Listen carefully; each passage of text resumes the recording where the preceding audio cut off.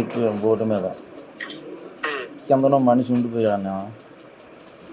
కిందలో మనిషి ఉండిపోతే ఇంకా 6 ఉన్నాం కదా, 7 వెళ్ళాము, 6 ఉన్నాము. 10 మైళ్ళు అన్న, 10 మైళ్ళు. అయితే ఎప్పుడైతే మనిషి చనిపోయాడో మనిషి కోసం ఎడుతున్నా అన్నయ్య కొడుకు. మా అన్నయ్య కొడుకు చచ్చిపోయాడు, మా అన్నయ్య కొడుకు బాబు నాయన మా అన్నయ్యని నేను ఎడుతున్నాను.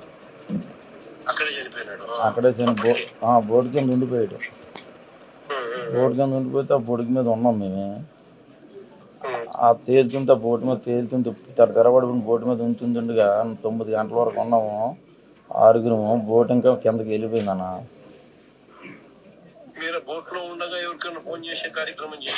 అవును, చాలా తడిసిపోతే ఫోన్ దొరకదన్న, పడిపోయింది కంగారులో. మరి బోటు తెరపడిన ఇవన్నీ ఉండవు కదన్న. అది ఫోన్ లేదు, దొరకలేదు.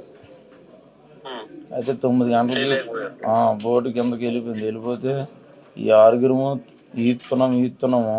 12 అవుతుందో 11 అవుతుందో తెలీదు. ఆ టైంలో ఇంకో మనిషి కనిపించలేదన్న. కనిపిపోతే ఇంకా 5 ఉన్నాం.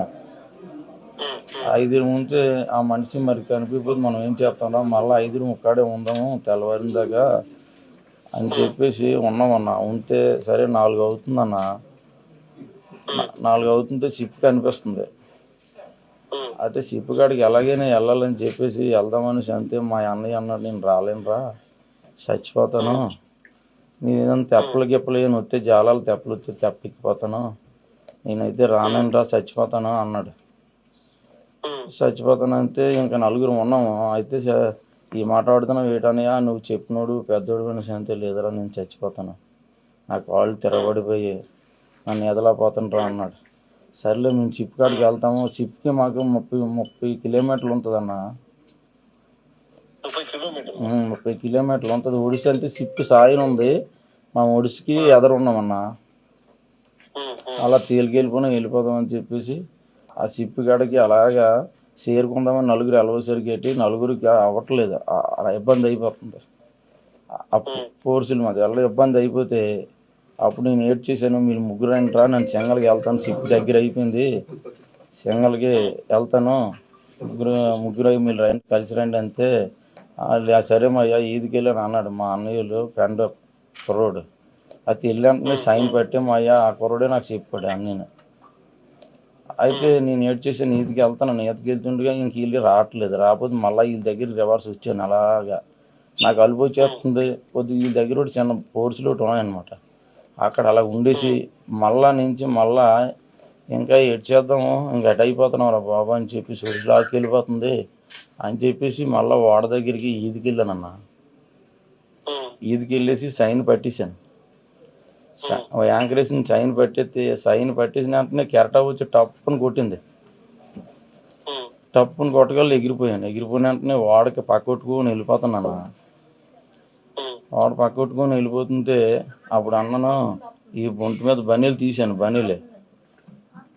బనీలు తీసి కాపాడండి సార్ బాయ్ కాపాడండి అంతే. అప్పుడు నైఫ్ జాకెట్ ఇసిరాలన్న.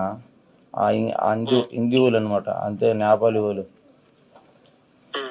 నైఫ్ జాకెట్ ఇసుకెళ్ళి ఆ నైఫ్ జాకెట్కి చేతితో పట్టుకుని కిందన జాలు వేసేయాలి. ఆ జాలు నుంచి పైకి లాగేయాలన్న. పైకి లాగినంటే 2 వాటర్ బాటిల్ పట్టాలి.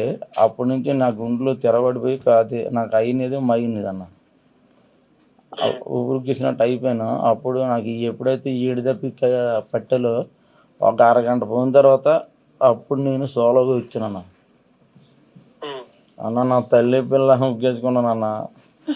అన్న కాపాడాలన్నా నువ్వేనన్న. నా ఫ్యామిలీ అంతా పోయిందన్న.